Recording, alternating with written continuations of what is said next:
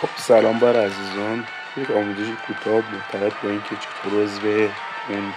کاستوم بتلی که ما قرار دادیم بشید و اینا. میاد قسمت بتل رویال و بعد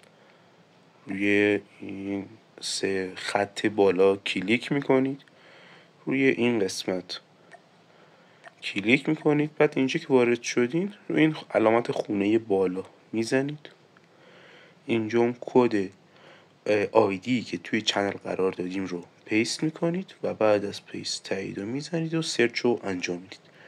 و بعد روی اینجا یه دکمه عضو هست جوین، فکر کنم هم زرد رنگ، میزنید روش و عضو کاستوم بتل میشید.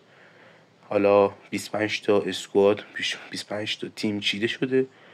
عضو یکی از تیم ها بشید یا خودتون تکیه ببینید کدوم تیم خالی میتونید برید اونجا جداگونه و بعد کلنتون رو دعوت کنید که عضو همون